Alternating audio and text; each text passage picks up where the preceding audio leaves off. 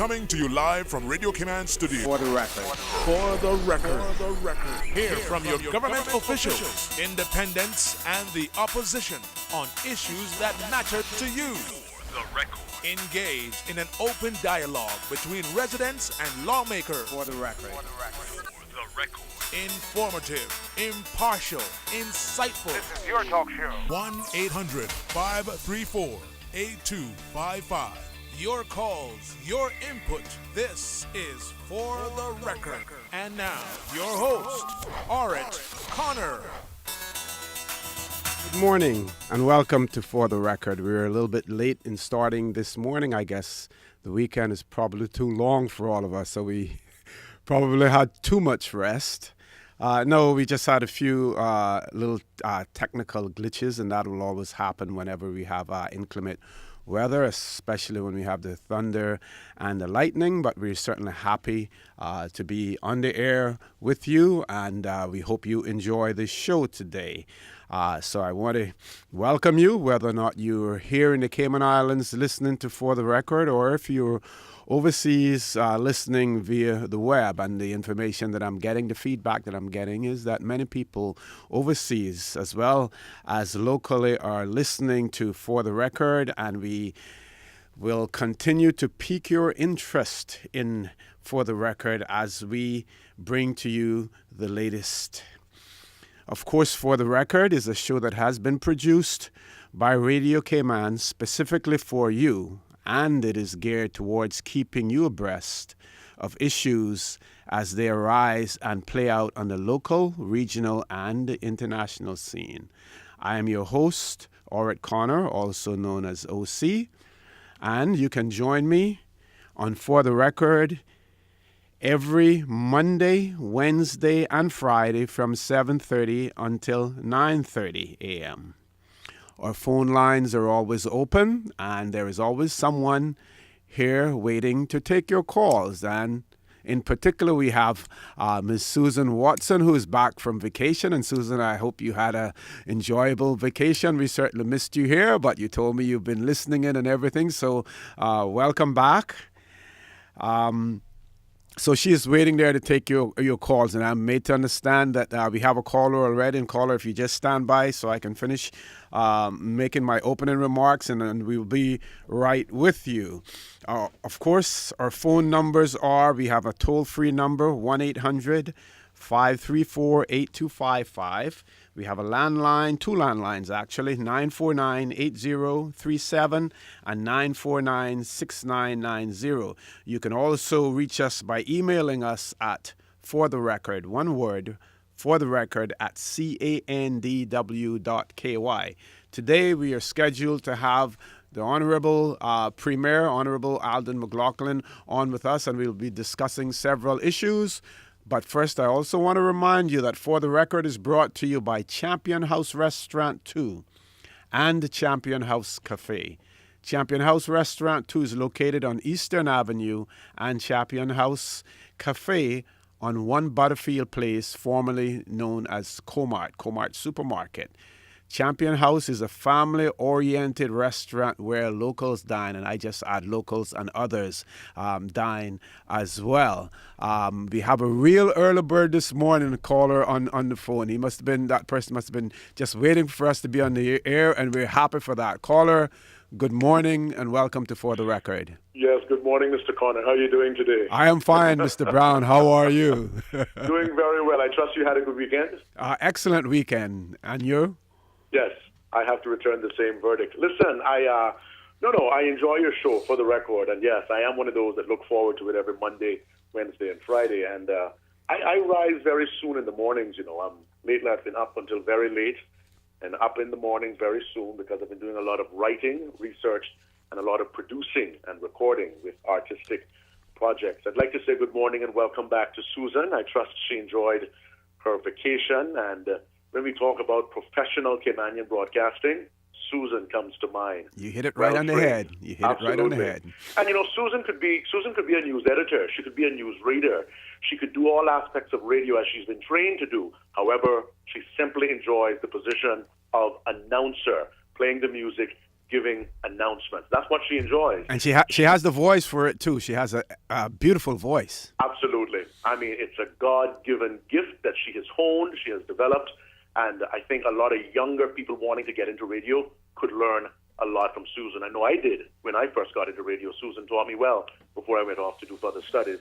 Why I've called this morning is to say that we're enjoying the CONCACAF Girls Under-15 Championship here on Cayman Brac. Not only is it happening on Grand Cayman simultaneously at the Ed Bush, the Truman Barton Sports Complex, and at the Annex, we're getting our share over here on the Brac as well at the Brac football field on the Bluff. So far, we've had Haiti and Cuba. That was 3-1. Canada and Puerto Rico, 5-0. Puerto Rico and Haiti. Haiti getting 1, Puerto Rico getting 0, and Cuba against Canada. Canada getting 6, Cuba 0. So tonight is the last games on Cayman Brac, starting at 5:30 this evening. Cuba versus Puerto Rico, and then at 7:30, Canada versus Haiti. A lot of Brackers and residents alike have been coming out and supporting the teams. It's really good for sports tourism, not only in the Cayman Islands in general, but almighty know we desperately need some injection of funds here on Cayman Brac. So we're very thankful for the sports happening on Cayman Brac. Mr. OC, if you have your copy of Friday's Cayman Compass, Friday, August 8th, you'll see there's a headline called 25 Years of Broken Promises. Yes. I would like to commend Mr. Alan Markoff for that report. Not only did I read it, but it's obvious he did his research. And I think as journalists, it's very important that when we do stories, particularly stories that we can research and go back, it gives some kind of continuity and it gives the history of the story. A lot of times we get journalists... And credibility, too. And credibility. Very important, because if your readers, your listeners, your viewers, if they don't trust what you're writing, what you're reporting, you lose your credibility. So credibility is paramount. You're absolutely correct. I think, and I'll end with this, Mr. Connor, thanking you for giving me this time. We see 2-minute journalists just coming off the cruise ship, just coming off the airplane, and bam, they got a job the next day.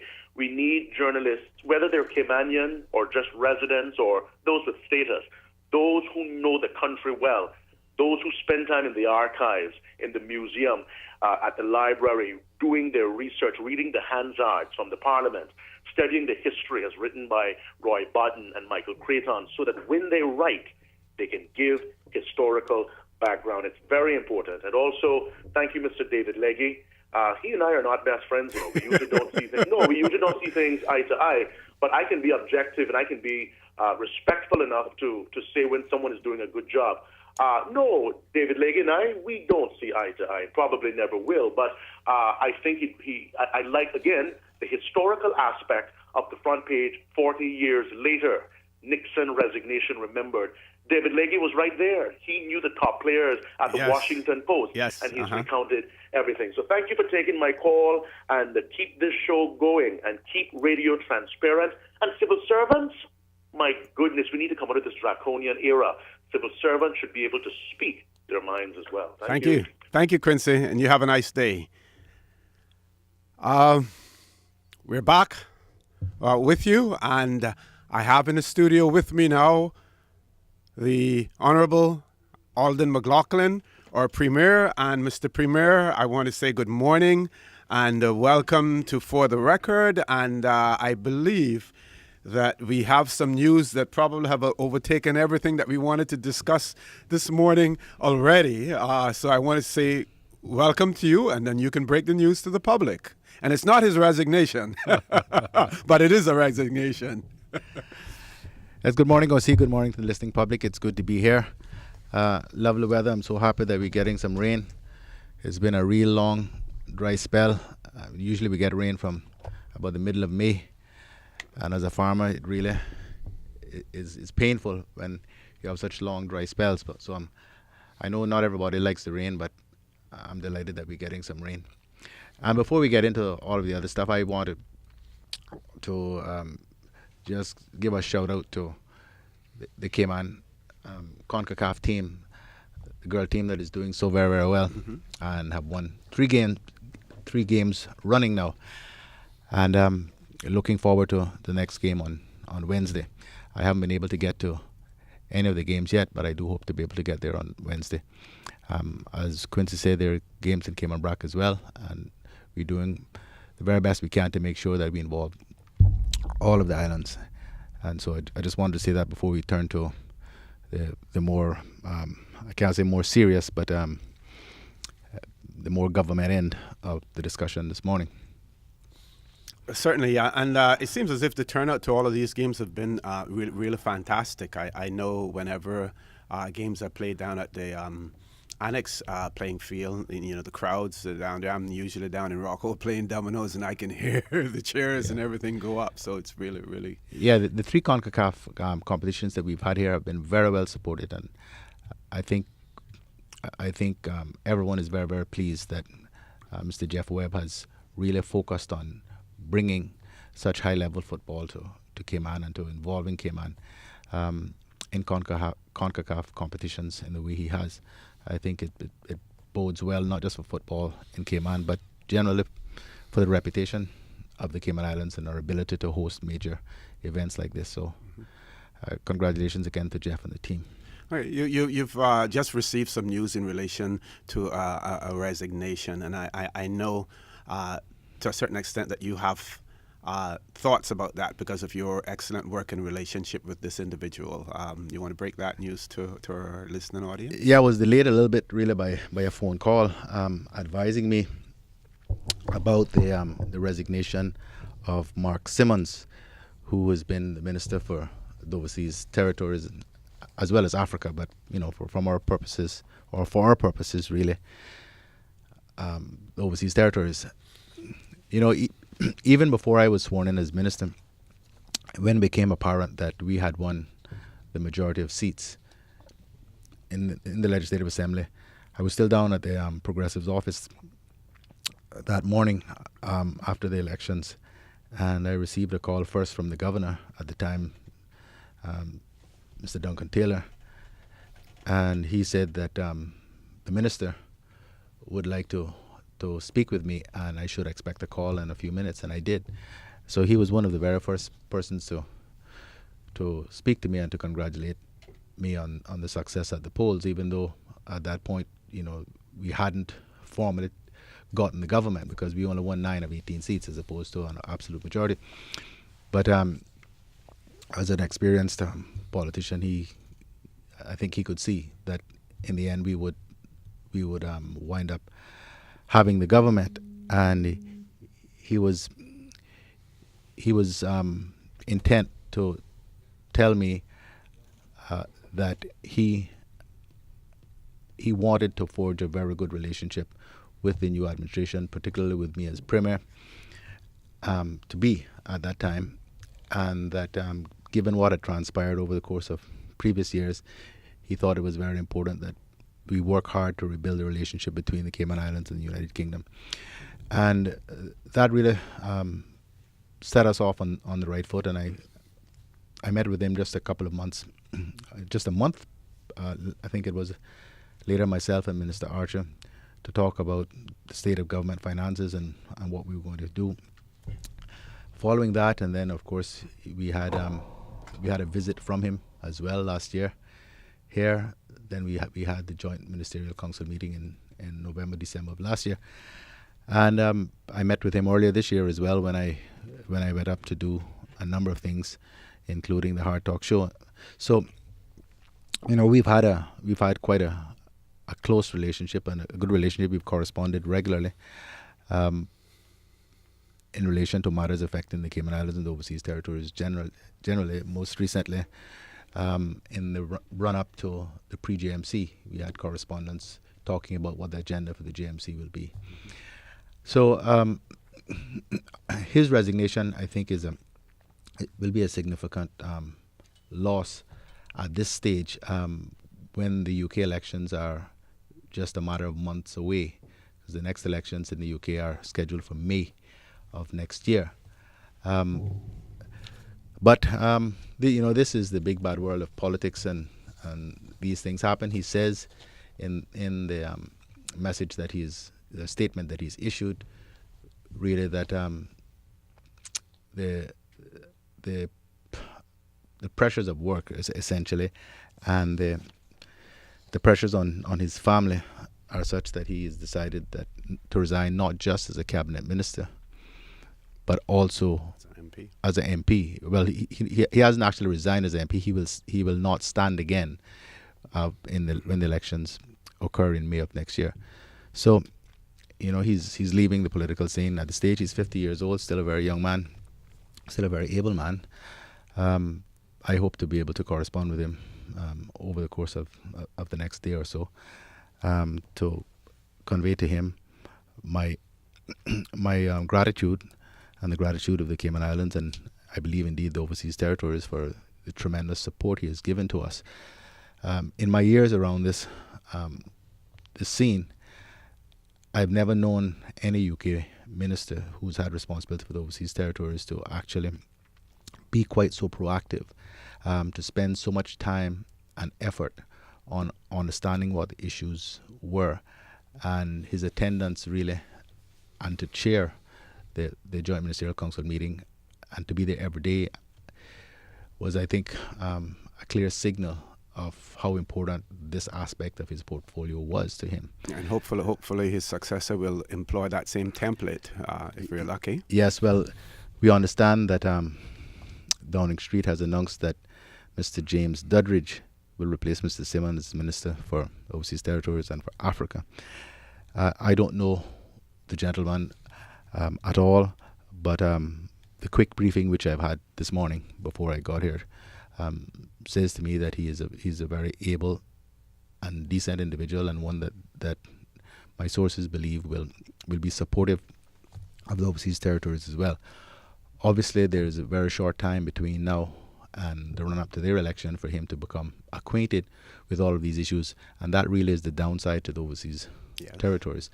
But one has to play the hand you're dealt, and I will do my very best to communicate with Mr. Duddridge as soon as possible, and to work on developing a good relationship there as well. Obviously, we have the Joint Ministerial Council meeting scheduled for late November, and we're still working on settling the agenda with the Foreign and Commonwealth Office with respect to that. So I expect that there'll be some correspondence between us with respect to that over the course of the next few weeks. Okay, we're going to take a short break before the news, so stay tuned. We'll be right back.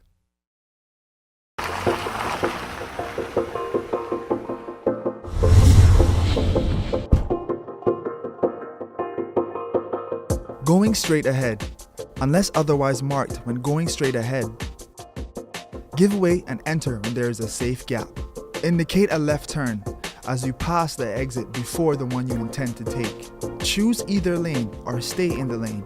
If you are in the merge lane, you must give way. Enter and exit in the same lane.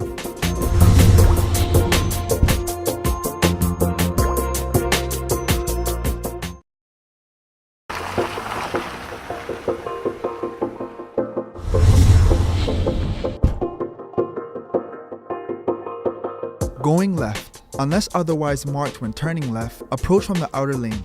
Indicate to turn left. Give way and enter when there is a safe gap. Indicate left to exit. Stay in the outer lane of the roundabout.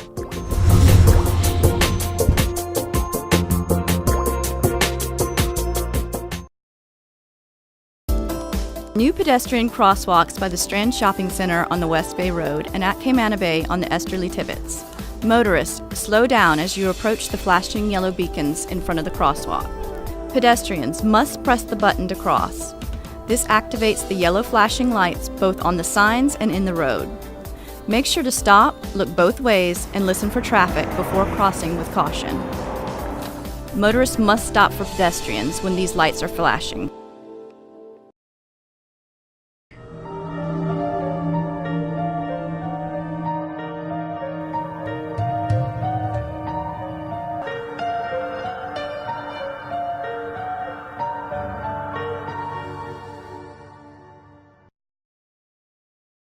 One 1-800-534-8255. What is on your mind when it comes to the government, independence, and the opposition?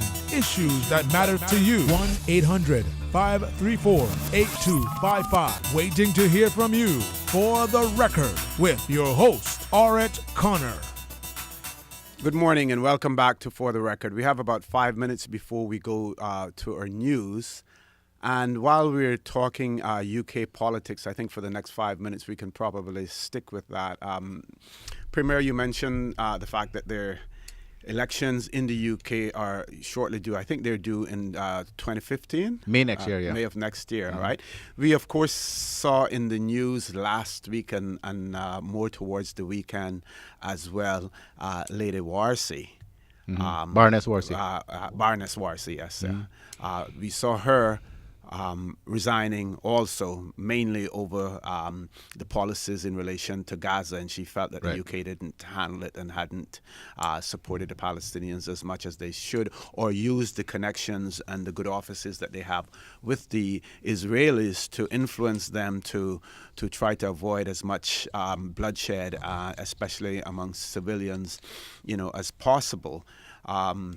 So, with the run-up now towards the elections, I would imagine, if you look into the political microscope, you're likely to see, quite a bit of shifting. We have already seen the Prime Minister reshuffle his cabinet, and there were some who expected that maybe Mark Simmons would have been gone at that point in time, because I think there was one crucial vote that he missed in Parliament, as well. So we see that taking place now, and I know you don't want to get too involved in UK politics, but are we likely to see more of this before next year? I don't know. I don't know. I think the shakeout is happening now in the run up to the elections, because obviously the Conservative Party is trying to ready itself for the next elections, and this is a challenge, obviously, because what we have is a coalition government of the Conservatives and the Liberal Democrats, who have worked together over the course of the last almost 4.5 years now, as the government. But both sides will no doubt be angling to seek a full majority, so that they don't have to go through the pains of forming a government, a coalition government again. And during the course of any administration, there are always tensions, internal tensions between members of the government, because people have strong views on various things and so forth and so on. And the time to try to resolve those issues is not just on the eve of the election, but you want to do it early enough so that things settle back down and you can rally the troops, particularly within your party, to support the party and the party's policies again, because these internal issues always create friction and divisions, and you want to get that behind you as early as possible and be able to move forward in a consolidated way, with everybody hopefully pulling in the same directions. So I suspect, I can't tell you that there aren't going to be any more, but I would suspect that will settle down, fairly soon, and then you'll see the party or the parties starting to ramp up the political machinery as they move towards an election in May of next year, because this is August. Things will certainly well before Christmas. They'll be in full campaign mode, and you won't see a great deal getting done really as a government, because, as I say, everyone will be in campaign mode at that stage. So that's my analysis as a politician, albeit a Caymanian one and not a UK one. But I've been around this long enough to understand some of the basic principles of how the politics actually works, particularly in an election year. Okay, we're about 1 minute before the news, but when we come back, some of the things that we're going to discuss with the Premier is his vision. I think it's called Vision 2030. You're considering something of that nature.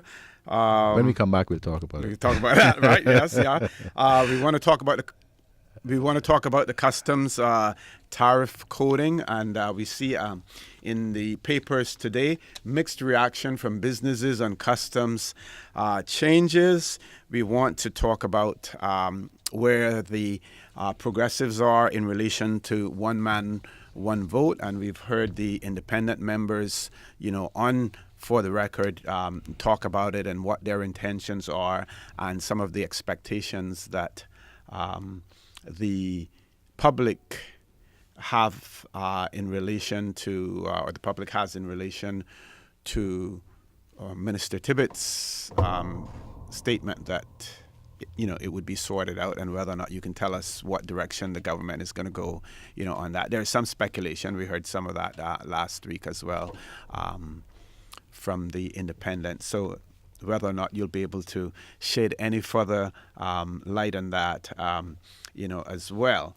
And there we see another headline in the paper: fuel storage terminal eyed for East End. And last week we had an interesting call from one caller, and when we were discussing the turtle farm and Whisper's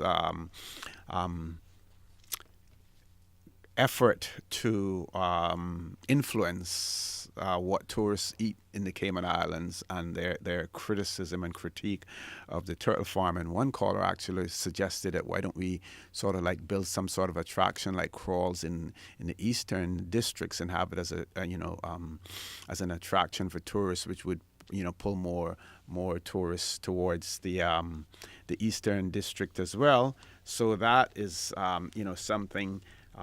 Then I heard on the news this morning also that the National Roads Authority, they have finally settled on a managing director. We know that there was, one person acting for 6 months, then another person acting for another 6 months, and that has been resolved. And it is good to know that a Caymanian is now heading the National Roads Authority in the person of Mr.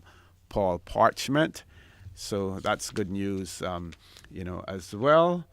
And of course, at some point in time, we want to discuss the 10th anniversary of Hurricane Ivan and where we're at with that. I'm told that the news is ready now. So folks, we're going to take a break for the news. We ask you to stay tuned, and we'll be back shortly.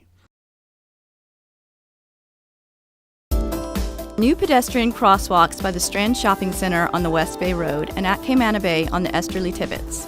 Motorists, slow down as you approach the flashing yellow beacons in front of the crosswalk. Pedestrians must press the button to cross. This activates the yellow flashing lights both on the signs and in the road. Make sure to stop, look both ways, and listen for traffic before crossing with caution. Motorists must stop for pedestrians when these lights are flashing.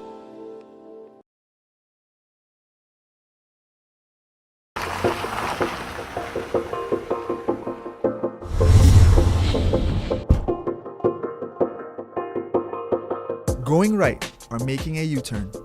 Unless otherwise marked when turning right or making a U-turn, approach from the inner lane. Indicate to turn right upon entering the roundabout. Give way and enter when there is a safe gap. Stay in the inner lane of the roundabout. Indicate left as you pass the exit before the one you intend to take.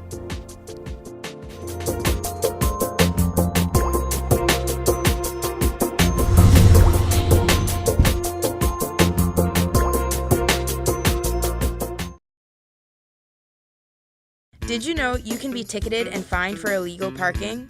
To ensure you park legally, purchase a copy of the new road code, available at the Georgetown and West Bay Department of Vehicle and Driver's Licensing.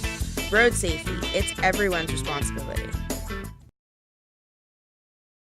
Attention all cyclists! Do you know the legal side of the road to cycle on? How to indicate the rules of the road? To find the answers, purchase a copy of the new road code at the Department of Vehicle and Driver's Licensing. Road safety, it's everyone's responsibility. For information that matters, For the Record with Orit Connor continues right now on Radio Cayman. Good morning and welcome back to For the Record. We're still experiencing some technical difficulties. As a matter of fact, we were in total darkness for a few seconds before. I think we would have still been able to talk to you on the air, but for those of you who would be watching government TV tonight, it may have been a little bit more difficult, but we're glad to be back. We want to talk, first of all, we have in our studio with us the Honorable Premier, Honorable Alden McLaughlin, and we're discussing several issues, but we're first going to talk about the harmonized tariff system and the issues relating to Cayman and some of the problems. We want to talk about his press conference that he held last week and the announcements that were made.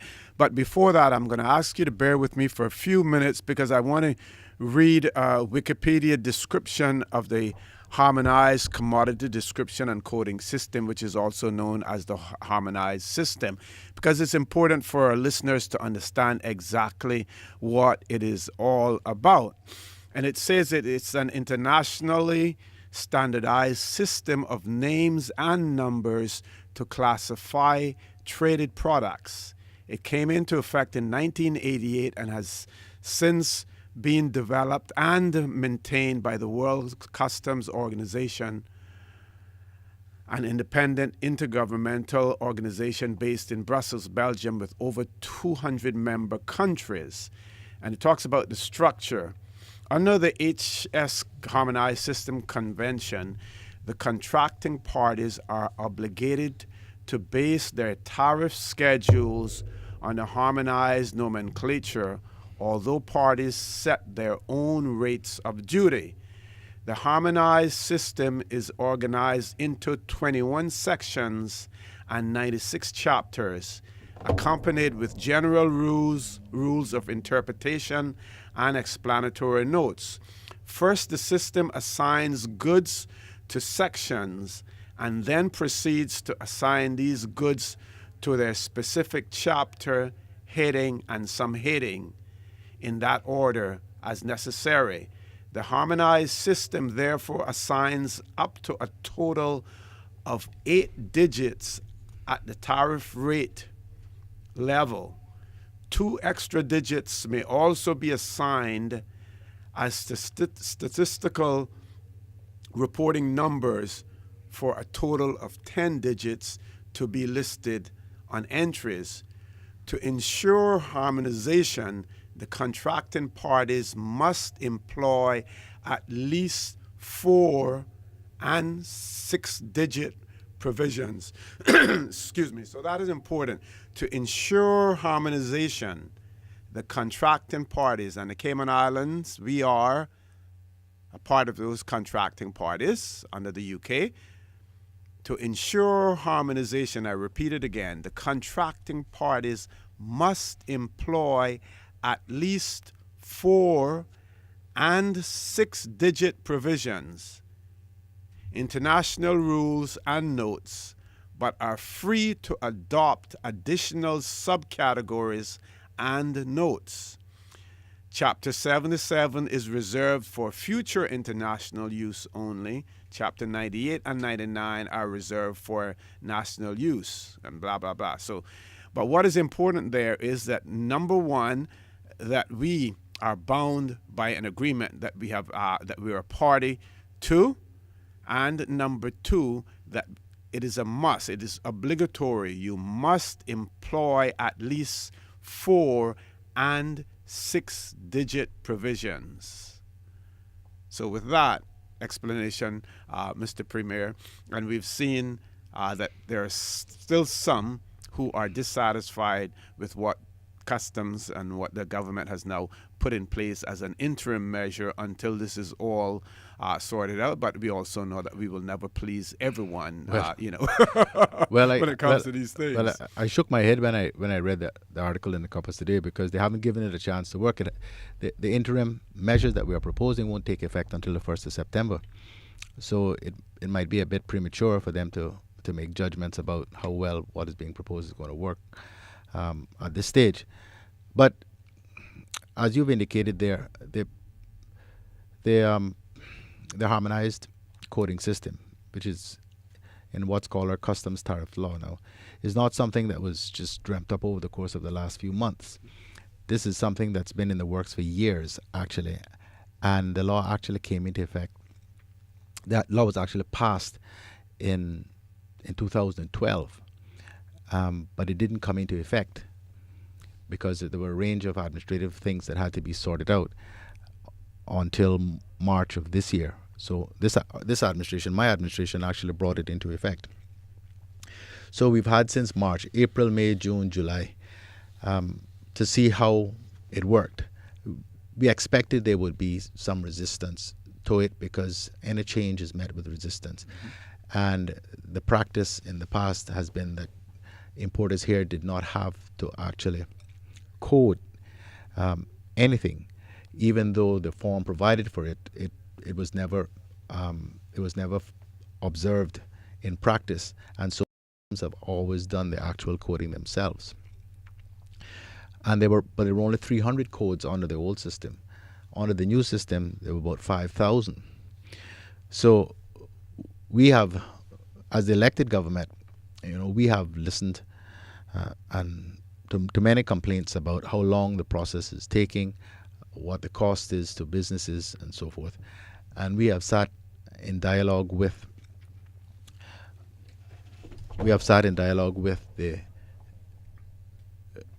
the customs authorities and said to them, listen, it is plain now to us after some 4 months of operation that these are not just teething issues, that there are substantive problems with it, and we need to respond. We need to be proactive about it. The objective is not to make life more difficult for importers. The objective is to have a system in place which complies with international standards. There are more than 250 countries actually that are actually on the scheme, so there must be some merit, some benefit to it. And for our own purposes, the statistics which it helps to gather are very good and very useful for not just government planning in terms of future growth and development and trends and so forth, but for businesses themselves to see what market trends are. So the statistics are important, but at the same time we can't cripple businesses by the length of time and issues that this has been creating. So we have to find a way. So they sat down and they said, well, one of the ways that we think that we can simplify and shorten the process is if we, what they call, roll up some of the codes. So instead of the detailed breakdown of items, let me use one off the top of my head, car parts. Instead of breaking down all of the items, water pump, distributor, all of that, it'll be enough to just say car parts, so that you reduce the number of items and therefore the number of codes that are necessary. And how many digits do we employ now? At the moment, 8. 8, okay. So they could actually go down to 4. Right. So, well, again, it'll depend. It's too complicated for me to, because I don't even understand all of that myself. I'm not going to try to explain that. Samantha can perhaps do that for us, Samantha, Collective Customs, at some other point if that's necessary. But the plan now is to reduce that 5,000 to somewhere around 3,000 as a result of this process rolling up.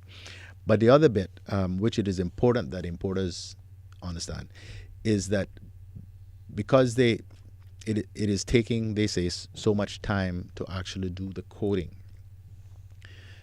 what customs is now going to offer as of the 1st of September is you just bring the same documents that you would have brought prior to this coming into effect in March, in the same way, with the supporting invoices and the declaration and so forth, and submit them with the check to customs. Customs, for an administrative fee of $5, only $5, will actually do the coding themselves. Back office at a time convenient to them, because they need the code put in place for statistical purposes. So we don't want that to impact the importer if that is a problem to them. The supermarkets and so forth, most of them have already put in place computer systems to deal with all of this. and a lot of this information is going to be submitted electronically by email and so forth. So that is fine. They won't get charged administrative fee, obviously, if they do the coding themselves. The $5 fee for doing that, I looked at that, and it could never be cost recovery.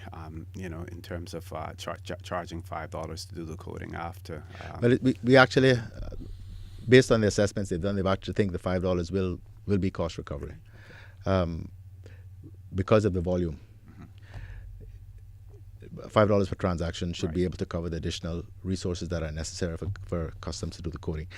But the objective, this is government, the elected government, responding to what we believe are legitimate concerns and complaints about the length of time this process is taking. And so we intervened and said, listen, we have to do something about this. Hopefully, the measures that are going to be put in place on the 1st of September will resolve this issue. And we do believe that over time, people will become more used to the process as like anything else, and there will probably be less demand on customs to actually do the coding as people become more used to the process themselves. But we're listening. We're trying to do our very best to respond to what we believe are legitimate concerns and complaints. And I would just ask everyone to give the system a chance. When it comes into effect on 1st of September, give it a chance. Let's see if it works. Maybe we can tweak it to improve it beyond that point, but let's don't slam it before it even comes into effect, which is essentially what seems to be the case with the article that's in today's Compass. Now, when you say let's give it a chance, will customs embrace the opportunity to dialogue with their customers at this stage and point out to them, here's what we're doing in the interim, and get some feedback from them, so that at this stage it can be tweaked in such a way that at least you get the majority of people who are happy with what they're putting in place, as opposed to just going about making changes and only to find out again that you get the reaction like what we're getting in the Compass today in relation to it. So some dialogue with the customers at this stage, I would imagine, should take place. Well, dialogue has been ongoing, and I'm hopeful that dialogue is now ongoing as well with respect to the proposed changes, to ensure that we get as smooth a transition as we possibly can. But certainly, importers that have spoken to me think what's being proposed now is going to be a huge improvement. What I saw in the Compass really are only the complaints. I presume people who think it's a good thing usually don't make noise about it. So what we usually see are those who still believe there's going to be an issue with it. But as I say, we'll continue to listen and respond. While we're on the issue of customs, I should perhaps also address again the issue about the registration of electronic devices when you're leaving the airport. And I gather there was some criticism of myself on another talk show because I said that I hadn't registered anything, and I don't intend to register. And that I said that quite deliberately. I said that quite deliberately because mistakenly the perception has been, as a result of the article that was published in the Compass, that somehow registration of electronic devices was mandatory. Nothing could be further from the truth. The facility has been available to register electronic devices for many, many years. It's a way of you being able to prove positively that the electronic device that you are bringing back into the country was something that you had purchased in the country, or if you purchased it overseas previously, that you paid the duty on it.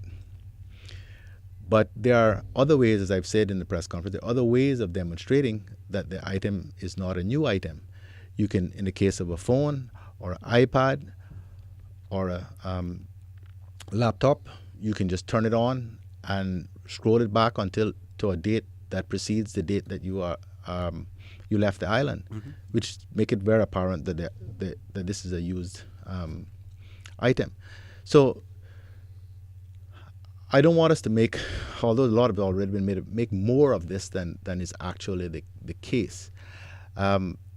We are striving, as the elected government, we are striving very hard to create an environment that attracts and embraces visitors, facilitates business.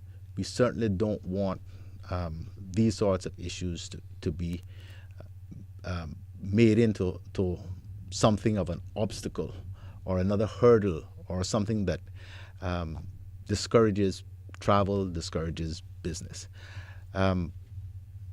We have had very frank discussions with the collective customs about these issues.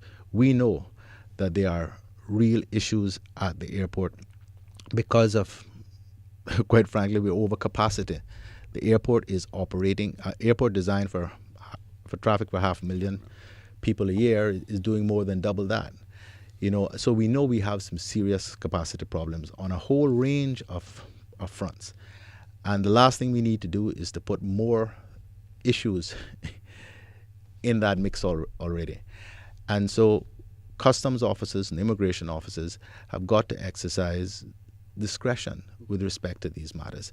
At the same time, the onus remains on the traveler, as always, to be able to demonstrate to the customs officer, if asked, that the good, regardless of whether it's an electronic device or any other kind of merchandise, is something that either falls within the duty allowance, which is, I believe, is quite generous, $350 per person, Cayman Islands dollars per person, or that duty has already been paid on it by virtue of the fact that you purchased it from a dealer in Cayman, or you paid duty on it at some previous time when you were passing through. So, but we want everyone to believe and to understand that despite the challenges with the issues at the airport, that this government is friendly to business, friendly to travelers, and we are trying to ensure that attitude and that culture permeates right through the full range of services that government provides, and that we can get all officers, immigration, customs, police officers, but also more broadly the public service to accept that and to engender that kind of feeling that Cayman is a good place to go to, that we want people to come here, that we want to facilitate business. And as I said at the press briefing, we are looking at some of the bugbears that have been brought to our attention with respect to the immigration process. And I'm hopeful during the course of this week that will be able to make some announcements regarding improving those issues and the experience around immigration when one is coming in through the airport as well. Okay, thank you for that. We're going to take a break so that we can hear some messages from our sponsor, Champion House Restaurant 2 and Champion House Cafe. Folks, stay tuned. We'll be right back.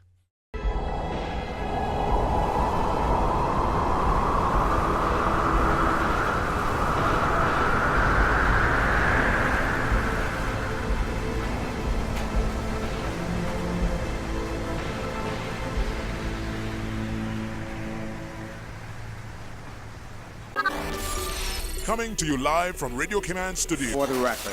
For the record. Hear from your government officials, independents, and the opposition on issues that matter to you. The record. Engage in an open dialogue between residents and lawmakers. For the record. The record. Informative, impartial, insightful. This is your talk show. 1-800-534-8255. Your calls, your input. This is For the Record.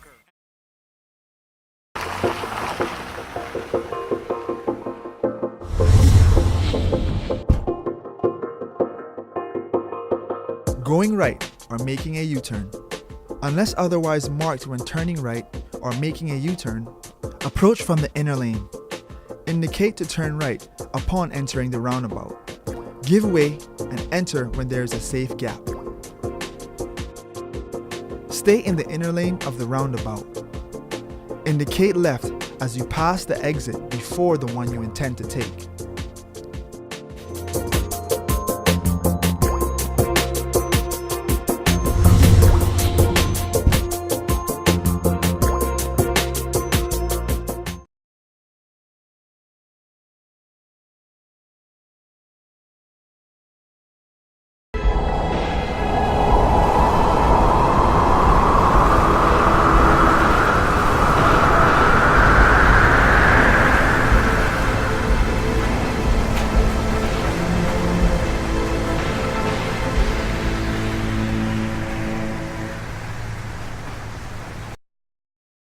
For information that matter, For the Record with Orit Connor continues right now on Radio Cayman.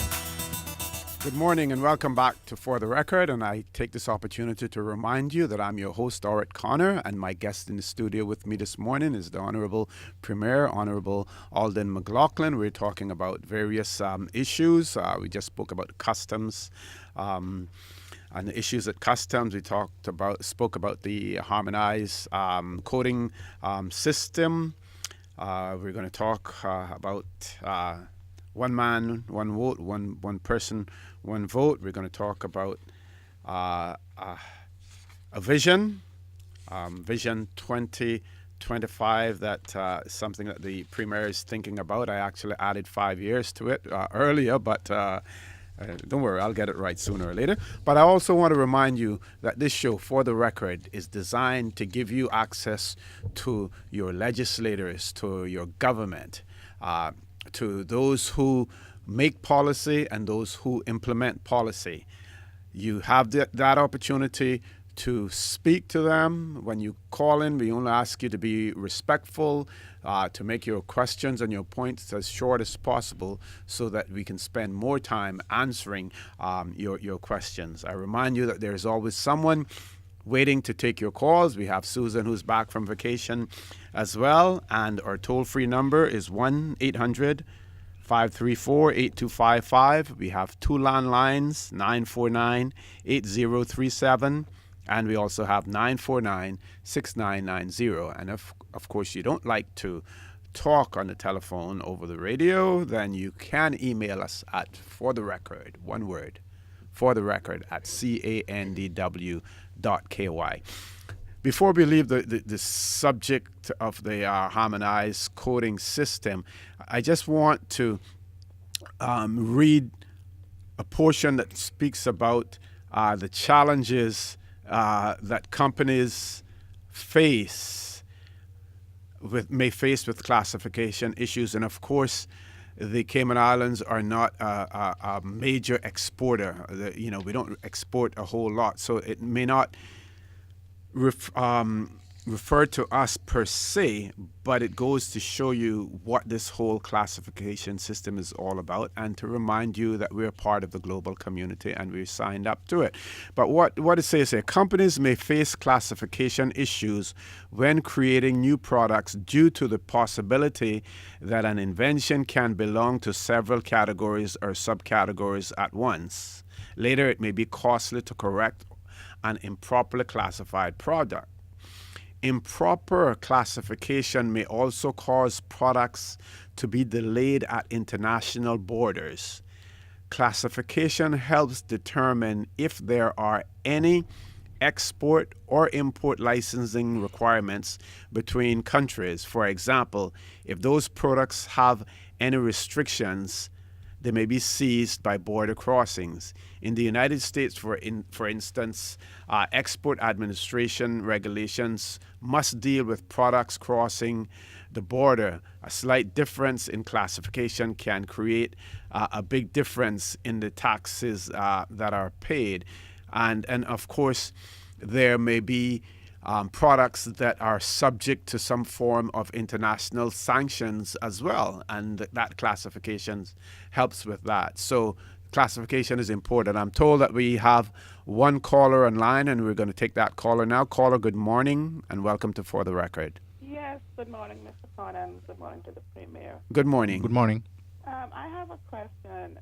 For the past maybe 3.5 years, I've passed through I've traveled from home here to Florida for medical reasons. And coming back on occasion, we've brought in goods that we have, I must say, honestly declared, because we make a point to keep all our receipts, and we work on the basis that, you render unto Caesar what is Caesar's and unto God what is God's. And on that, we truthfully declare what we have. But I've noticed on occasion that the line gets very long at times for customs, and there's only one customs officer collecting duties. Why is that? And couldn't there be at least two to speed up the process? I don't know if it has changed within the last month, but after the last time I traveled, which was about a month or two ago, there was only one cashier collecting duties. No, that is a legitimate concern. The staffing and the resource levels, both with respect to customs and immigration, are matters of real concern, to which we are turning our attention to try to provide more. Part of it had to do with staffing, but I think the issue actually goes beyond that. It goes to allocation or assignment of responsibilities, and a need for us as a country to understand how important service is, and that the people who are coming through as travelers, whether they are residents returning or whether they are visitors, we have to strive to give them the best possible experience and the quickest possible service that we can. As I say, so we need to make sure we can provide as many resources or as much resources as we possibly can, given the limited space we have. Now, we do know that we have a capacity problem, and that until we actually get to a point where we have more space, it is going to be very difficult for us to provide the quality experience that we want overall. But there are areas that we can improve upon, and cut the management of customs and immigration. And when you're leaving, particularly the security, are issues which the government are focusing on very keenly. Caller, you still there? Yes, I'm still there. Yeah, I'm still there. Yes, yes. So I hear what you say, ma'am. It's not something that has gone unnoticed on our part. And last week I made an impassioned plea as well to customs and immigration to, we need to make that experience. And yes, they have tremendous amount of power. They have the authority to ask questions and to grill people.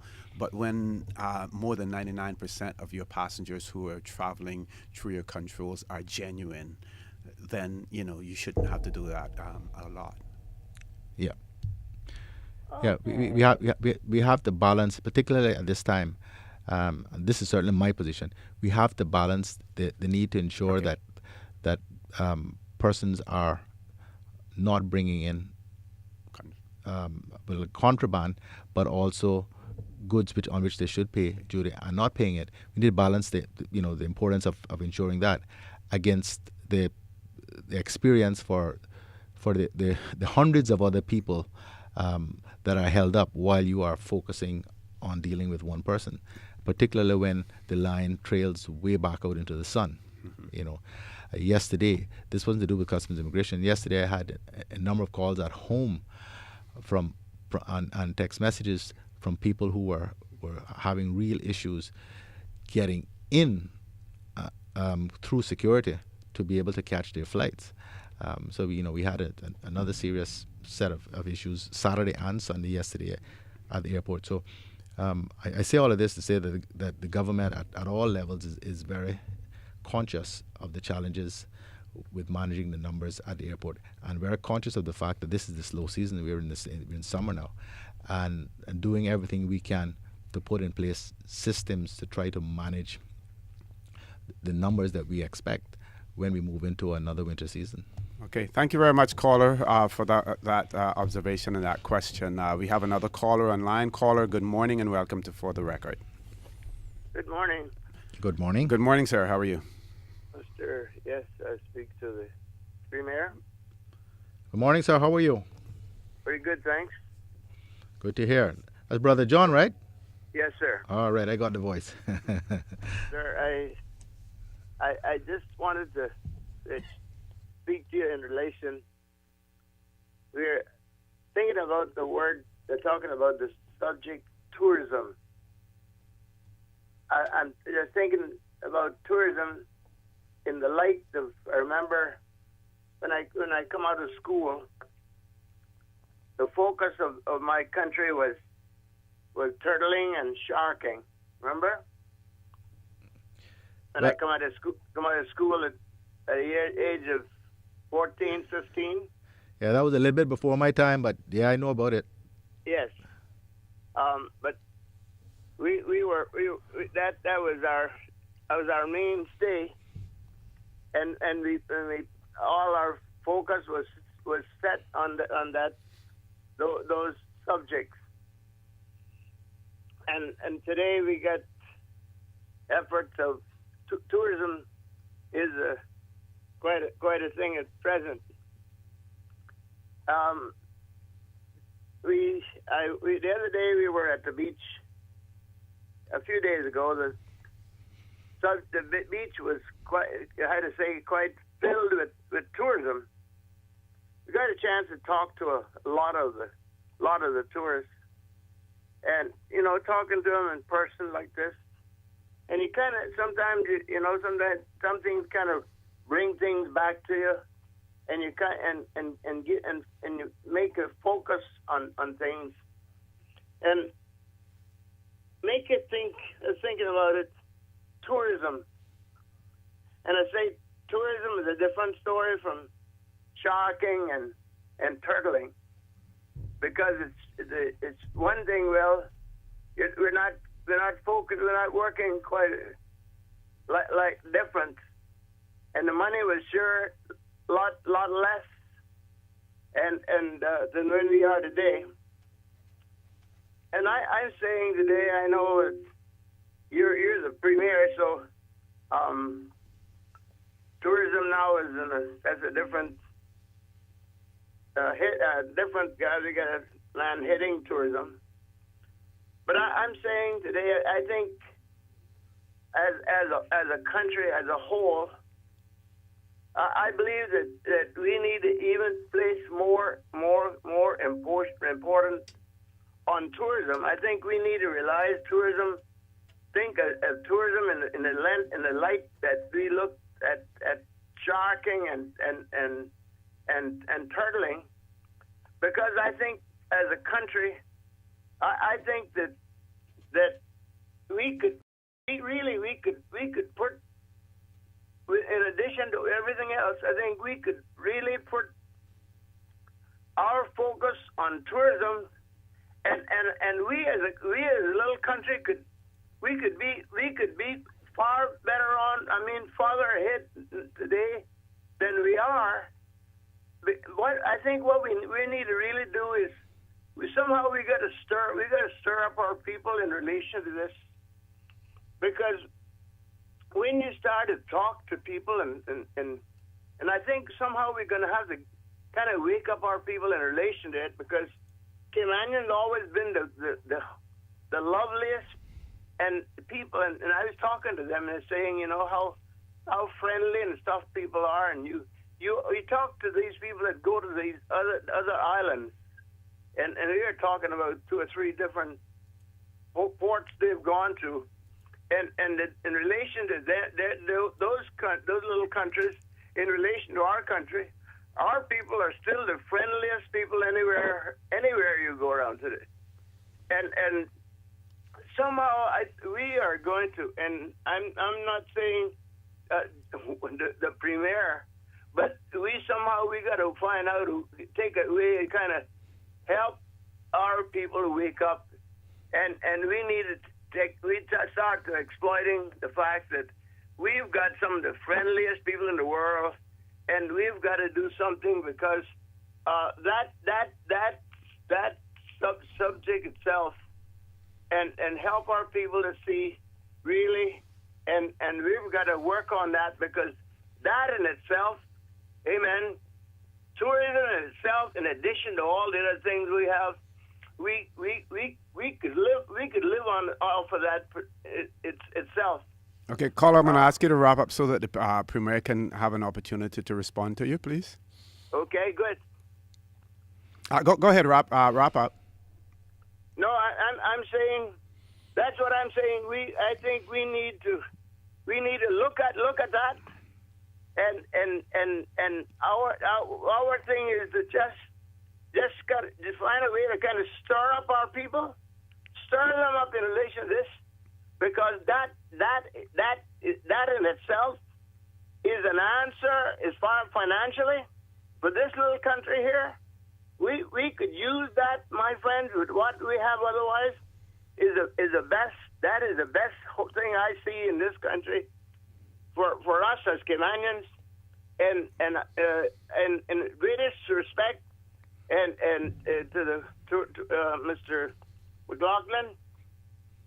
That's what I wanted to say to you, and looking at that point, and leave it, put it before you, and say, this is my contribution to you this morning. Thank you, caller, and we can probably have the Premier mention the fact about the hospitality training school and the partnership between the private sector and those 25, I think it was, slots that were available for students to enroll in that course of study. Premier? Well, I want to thank Brother John for his impassioned statement about the importance of tourism. He couldn't be more right. Mm-hmm. And he harked back to the very early days of turtling and sharking as the basis for Cayman's existence, really, and how things have evolved. In the same way, the tourism industry has evolved, in expectations of people who visit here as to what they obtain, what they experience in Cayman has changed significantly. And this ties in with what we were talking about earlier about the overall experience that people have when they come here. People come to Cayman expecting a first world experience in every respect. And that's why it's so critically important that we raise our standards with respect to service, with respect to attitude, with respect to the product that we offer. I think that people don't just come to Cayman anymore for sea and sand and a relaxing experience. They want a range of things. And I think that we're ideally placed because there are 3 islands. There isn't just Grand Cayman. What people want from people who come to Grand Cayman want is very different in many respects from what people who go to Cayman Brac and Little Cayman want and expect. And we need to do, I think, a better job at marketing ourselves as a 3-island destination with 3 different kinds of experiences possible. But as far as Grand Cayman is concerned, it is critically important that we get the infrastructure in place. That's why these 4- and 5-star resorts and hotels are so critically important. Why it's so critically important that we get a state-of-the-art airport and facility, why we have the necessary infrastructure in place to provide and to meet the expectations of those who come to Grand Cayman.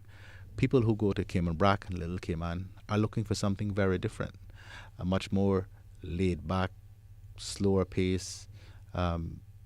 Even in terms of the facilities they stay at, they're not looking for 4- and 5-star, hotels to stay at. They want a much more personal boutique kind of experience.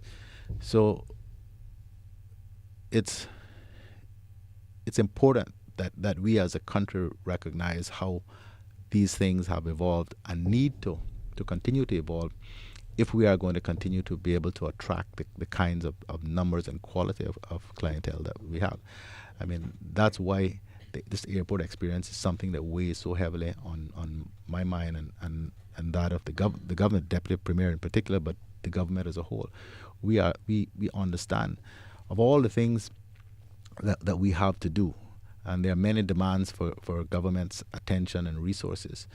We believe the most critical issue that we need to address in terms of infrastructure is the Grand Cayman Airport, though, and Roberts International Airport, and that's why we are focusing so heavily on that. And would you twin that then also with the cruise berthing facility, because the experience at Seaport as well?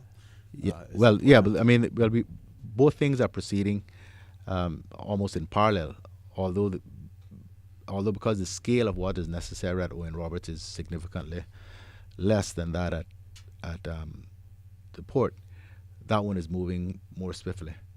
And because things like the environmental impact assessment is a lot less with respect to the airport than it is with the berthing facility. But I'm not saying for a moment that that's not critical, and I'm not saying that that is not something that government is pursuing with great vigor as well. I'm just saying in terms of assessment of priorities, there's no question in our mind that the one that needs to be addressed most swiftly is the airport, the Owen Roberts International Airport. And of course we see the numbers even in the off season are starting to increase in terms of arrivals and stayover visitors in Cayman. And I'm just hoping, and I think a lot of people are hoping as well, that the expansion at the airport now will realistically be looking, 10, 15, 20 years ahead in terms of what our expectations are. Yeah, because but we're looking 20, 25 years ahead. The great challenge for us, and actually we've had some representations recently from a number of hoteliers, is what aspects of the airport redevelopment ought to get, first attention. There's no question, I don't think in anybody's mind, that the terminal is the one that has to go first. And then second behind that is the improvement of the runway, so that the resurfacing, the strengthening of the runway so it is capable of taking heavier planes, particularly to facilitate British Airways when they moved to the 777 in 2016. But the lengthening of the runway is also something that is at the forefront of the minds of many hoteliers who are here, and who have now written to us, actually a number of them saying, we believe that you have to go ahead with this. Not in 5 or 10 years, but now. Well, the question for government is resources, because the proposal that we have, the plan that we are moving with, which has been developed by the Cayman Islands Airports Authority, is that this will be done without any borrowing. This will be done on the basis of savings which the Airports Authority have already in place, which is I think $11 or $12 million, and with future revenue. And it is important that people understand that we have real constraints with respect to borrowing. Even when government's accounts come back fully in compliance with the provisions of the Public Management and Finance Law, which we expect to be next year, we are still bound by the constraints of that law with respect to ratios as to how much we can borrow. And quite frankly, given recent experiences, this government is quite conservative about borrowing. We want to pay down and continue to pay down government debt over the course of this term and the next, if God and the people are so willing that we have another term, rather than increase the public debt over this period. So we have to find creative ways of being able to address the infrastructure needs through arrangements structured as I've just spoken by the structure that's been developed by the Cayman Islands Airports Authority, which is we have some significant savings, and we're going to structure the redevelopment of the airport so that future revenue is able to take care of those costs. And through alternatively, with respect to, say, the cruise berthing facility and the waste management plan that is being developed through public-private partnerships, because government, and I should say also with respect to what is being proposed for the extension of the Esteli, not the Esteli, it's the East-West Arterial, where the developer is procuring the financing for the road, and government is assigning the revenue from duty, stamp duty and import duty from the project to cover those infrastructural costs over the course of a 20-year period. So it is those kinds of arrangements and creative thinking that is necessary, we believe, to be able to move Cayman's infrastructure forward without government assuming huge amounts of liability for debt. As I said, the recent experiences has certainly taught me, as Premier, that the government has to really think long and hard before we borrow significant amount of money over the long term. Certainly, folks, you heard it here on For the Record. Government does not want to incur additional loans and borrowings, and that will certainly, if that debt is paid down, then certainly ease some of the pressures on consumers and residents of this country by being able to offer, more relief for them. We're going to take a break for the news, 9 o'clock news at this point in time. And when we come back, Mr. Premier, I want you to prepare yourself for the question of one person, one vote, and where we're at with that. Stay tuned, please. New pedestrian crosswalks by the Strand Shopping Center on the West Bay Road and at Cayman Bay on the Esterly Tibbets. Motorists, slow down as you approach the flashing yellow beacons in front of the crosswalk. Pedestrians must press the button to cross. This activates the yellow flashing lights both on the signs and in the road.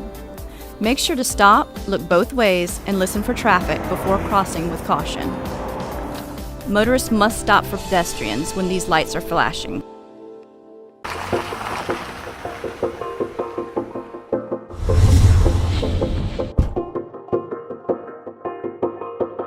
Going left. Unless otherwise marked when turning left, approach from the outer lane. Indicate to turn left. Give way and enter when there is a safe gap.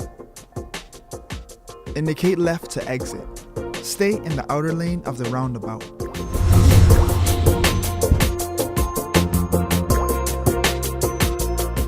Did you know you can be ticketed and fined for illegal parking? To ensure you park legally, purchase a copy of the new road code, available at the Georgetown and West Bay Department of Vehicle and Driver's Licensing. Road safety, it's everyone's responsibility.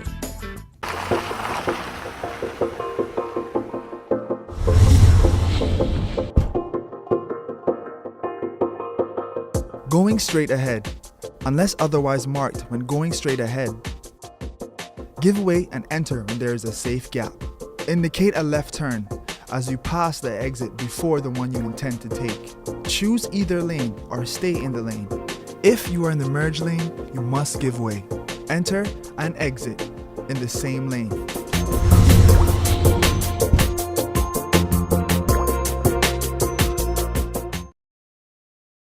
Initiating system. For information that matters, For the Record with Orit Connor continues right now on Radio Cayman.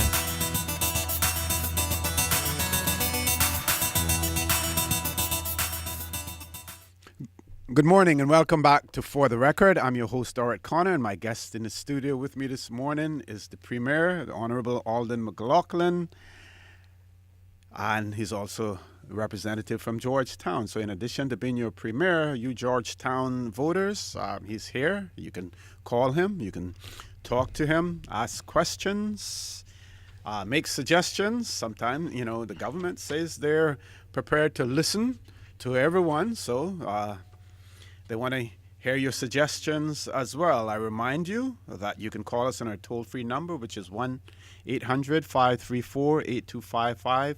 Two landlines, 949-8037, 949-6990. And if you don't like to talk on the phone, you can certainly email us at fortherecord, one word, fortherecord at candw.ky. Someone heard those numbers right away and dialed them. So I understand we have a caller on the line. Caller, good morning and welcome to For the Record. Morning, gentlemen. Number one from the back. Morning, number one. How are you? Oh, I'm still going, sir. How are you? I'm good. Are we coming in loud and clear up there? Loud and clear as a crystal. Tell Alden he's just shaking the radio. Morning, number one. How you doing? You're coming in clear, man. Listen, I've been Cayman back 3 times in the last few weeks and I never saw you. What happened to you, man? Look, sir, I can't walk the streets and I don't have a luxury limousine like you to drive about, sir. Okay, well, I'll make sure I come and look for you next time. Yeah, do it. And when you just ask where I live, anybody in the back will tell you. Okay, good. That's no problem. How can I help you today, sir? I just want to ask you a question. I don't remember if I said this to you or anyone, but I think I put on here before. When it comes to people getting the visas to go to school and different things, isn't there somehow the Cayman Island or the British government, put it that way, can make arrangement with the U.S. Council in Jamaica to even have someone come down once for the year? Well, that used to be the case many years ago. I know because I remember getting a visa here, just coming and doing an interview at what was then the Glass House. That was many years ago. But that hasn't occurred for many years. It is something that has been inquired about a number of times. I don't know if it's been done recently, but I can certainly speak with the Deputy Governor again and see what is possible. But I know the last times that we made inquiry, it was a question of resources really. Them not willing to devote resources to come to Cayman because the numbers of persons that they are actually seeing are relatively small, and Jamaica they think is just a hop, skip, and jump away. But the cost to get there and to get back and then to go away. I know. I understand all of those things. I'm just saying what my understanding was, the reasoning behind that. Yeah. But I said what they should do. Let's say you have 16, 20, 25 people going off to school. Let's say this month, the end of this month or next month. All like that should be something where I don't see no reason why they can't send one person here just for the day. I know, I hear you, and I agree with you. They have an honorary council office here, so they would already have in place, the organization really, I think, to be able to deal with these things. Yes, sir. All right, thank you. That was just the question I want to put out there to you. And you all have a good day because you're coming in clear on the back. Okay, that's good. Thank you, number one. You have a great day also. Mr. Premier, we want to talk about one man, one vote, one person, one vote.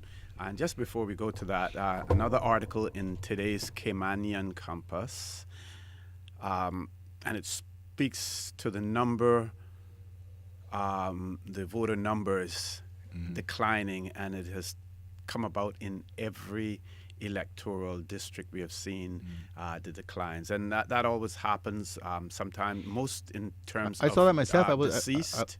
I think it's just short of 100 or just more than 100 something. 192, yeah. few voters.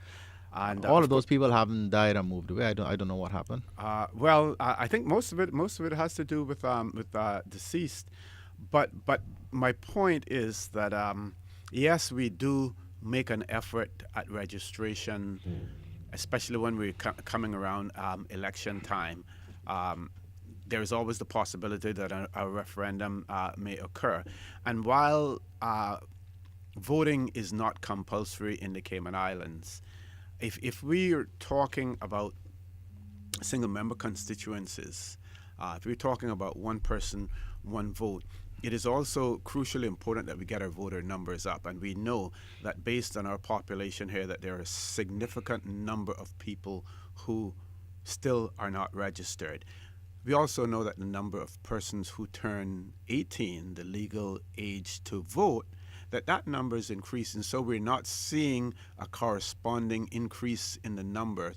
And whether or not we need to make an effort and have a continuous drive for registration. I always thought that one of the best places to have some sort of a registration process, even if it's automatic registration, would be at vehicle licensing, because when everyone reaches 17, 18, they want to get their driver's license. When they go to get their driver's license, at the same time we should capture their information and register them. And we should possibly look at whether or not we should make registration compulsory, not voting, but registration. We see the difficulties that the courts are having in terms of getting people to serve on juries.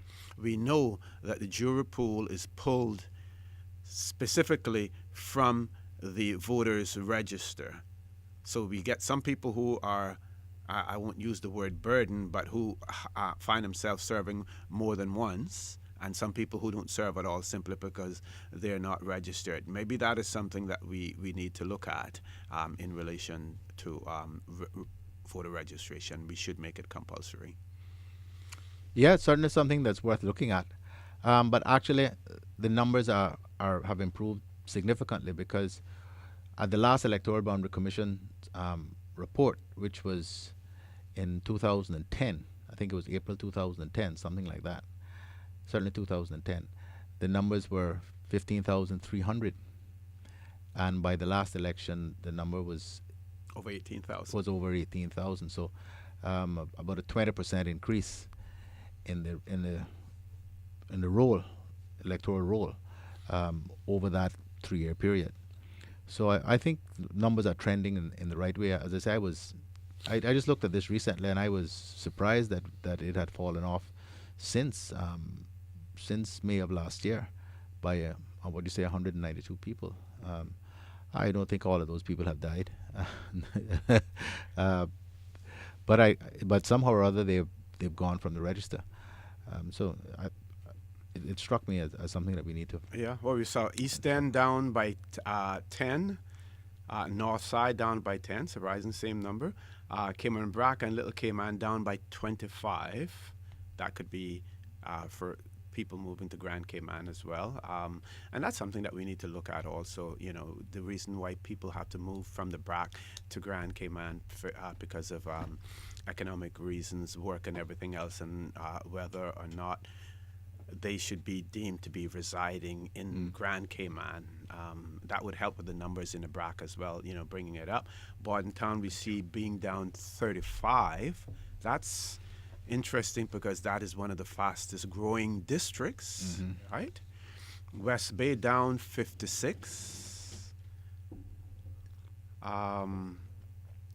Georgetown down 56 as well. You know, they look like it almost looks like it's a conspiracy. The numbers are all, you know, all corresponding. But getting to the issue of one man or one person, one vote, there are expectations. People heard the remarks that were made that the whole issue of one man, one vote, or where we go with it, would be resolved in the caucus. We know that the independent member, Mr. Arden McLean, is bringing a private member's motion again to the Legislative Assembly. And last week I heard some speculation that it has been resolved within the Progressives caucus and that some move is afoot. Of course, if there's anything that's afoot, we want you to make sure that you announce it here on For the Record first. But can you tell us where we're at with it and what you can tell us in relation to it? Well, I think you know, and most people know, I am by nature a cautious man. Yep, even on the cycling. And particularly given recent experiences, I'm even more cautious what I say about this particular issue. But what I can say is that we have made great progress within the caucus with respect to resolving this issue. And I expect that over the course of the next few weeks, we will have a definitive position, and that we will certainly have that position and be able to make an announcement with respect to it before the House resumes. I expect that the House will resume somewhere around the 17th of September, the 17th next month. So yeah, I don't know if I want to say more about it at this stage because feel free to, sir. I know. I just with every word I say, I open more doors. So I don't know if I want to say any more than that, but yes, I am quite confident that we will have the issue resolved once and for all with respect to what the government's position is, not just the Progressives, the government's position is with respect to this issue. And that'll put this matter to bed for this term. And you think that the public will be quite happy based on the direction that we see the majority of people who, when I say the majority of those who support as opposed to those who don't support one person, one vote, not those that are sitting on the fence, but will they be happy? Well, I don't know what the majority view is. Well, but I do know what the commitment of my party has been for ever since. We were the first party to articulate single member constituencies as a way to go, and the concept of one person, one vote. And despite what my detractors say, that has always been my position. One person, one vote. I wrote the what did we call it? The position paper of what was then called the parliamentary opposition, Her Majesty's loyal parliamentary opposition, back in 2002, before we had such a thing called the People's Progressive Movement. So, my position with respect to this has been known for a long time. Although my detractors always try to claim I don't support it because I wouldn't get elected and so forth and so on. But I've been elected 4 times in the District of Georgetown. My position is this: if I, at this stage in my life and my political career, and on my record, if I can't get elected in the District of Georgetown in any capacity, whether it's single member constituencies or otherwise, then I don't deserve to have the seat. And at this point in my life, to tell you the truth, if that's the view of the people, that's the view of the people. By the next election, I'll be 56 years old. So I would have done 4 terms. You can join me on a bicycle touring. There you go. Except I'll have to find something else to do to survive, because I wouldn't survive on the little pension.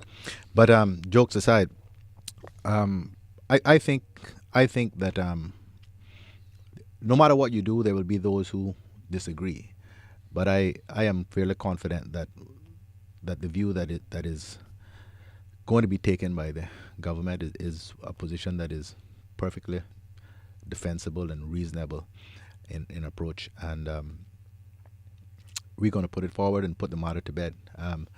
My government has the numerical majority, and therefore, if that is what the government resolves, that is what will happen. I just have to make sure that is what the party resolves, because I don't want to repeat of what transpired the last time. That was a little too close for comfort. Okay, and speaking of that position paper, do you still have that copy of that position paper? I'd love to see it and maybe read. I'm sure, being the pack rat I am, I have a copy of it somewhere around. Okay, if you can dig it up for me, it'd be interesting reading, as well. And of course, we see similar situations playing out in Trinidad and Tobago, and we had a discussion last week, on it as well. And of course, the government there is moving ahead. As a matter of fact, I think the debate in Parliament is supposed to start today, in relation to it, and they're taking some bold steps. Of course, the controversial, issue, with them is the one in relation to the runoff vote, because there are those on the Constitutional Commission who said that really wasn't a part, and it wasn't a major part of the discussion, but the government is bringing it forward. Of course, there's no doubt that the government is positioning themselves for the election next year also, but all of the issues that they have raised and the proposals that are going forward for constitutional change, they all have to do with expanding the democratic process and giving the people more voice, in their government, so that is extremely important. I just want to say, for those of you who read the Jamaica Observer, and they just celebrated their 52nd year of independence. Yesterday's Observer, there's an article by a gentleman by the name of Garfield Higgins, and it is entitled "From Chief Ministers, Premiers to Prime Ministers," and it details the tenure of the 9 prime ministers that Jamaica has had since its independence. Also the fact that Bustamante was a chief minister, at one point in time. Norman Manley was the premier, and the premier would have come about just before independence, similar to Bermuda, the pre-independence constitution. But it is an excellent article and critique of the tenure of each of these, prime ministers, and some of them are spoken of quite fondly, and he speaks quite frankly in terms of where he saw that they did something that was progressive and productive for Jamaica, and those that didn't. And of course there were some who didn't really have an opportunity, Donald Sangster and Andrew Holness, who because of their short tenure didn't really have an opportunity to make an impression. But for those of you who have the opportunity, if you haven't already read that article in yesterday's Jamaica Observer, please do so. If you Google Jamaica Observer, Sunday, August 10th, 2014, and you go into the columns section, you will see it. A very interesting article, and you should read it. Mr. Premier, time flies when you're having fun, and it looks like the fun is almost going to be over. We have about 5 minutes to go. I want to give you an opportunity to wrap up and to tell your constituencies and your constituency, and to tell the Cayman Islands and all of our listeners anything that you want them to hear now. Well, yeah, I didn't realize. I was looking at the time. I thought we had a bit more than that, but we never did get to. Well, it depends if Susan lets no, us it's make fine. up the time. no, it's fine. It's Yeah. 9:30, and obviously I have to get on and do other things. But I never did get to say very much about this issue of vision. Vision, you know, yes. you know, a big part of the burden of leadership, the challenge of leadership is not just consensus building, because that's the kind of leader I am. So when I get beat up by some of my detractors, and I should just do it, and I should just make this happen, and you'll see the occasional letter in the paper, and you'll hear them banging on the other talk show constantly that I should make this happen and I should make that happen.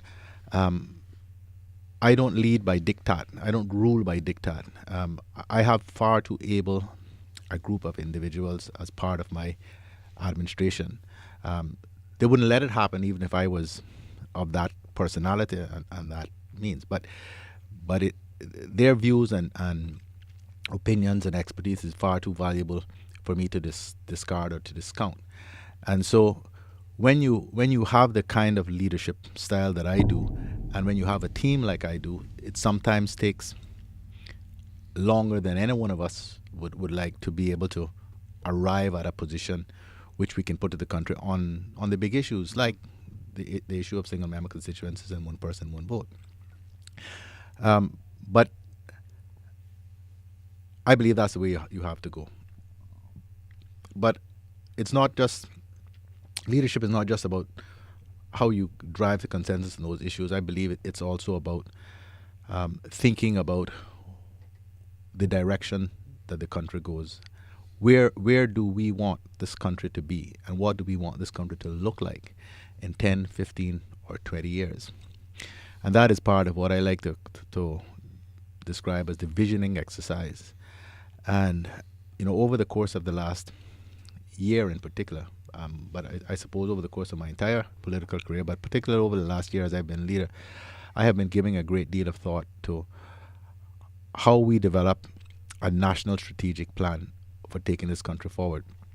We have already done some of the critical things that were absolutely necessary in terms of stabilizing the country, rebuilding the relationship with the United Kingdom, getting government finances back on track, addressing the serious governance issues which were starting to adversely impact the reputation of these islands.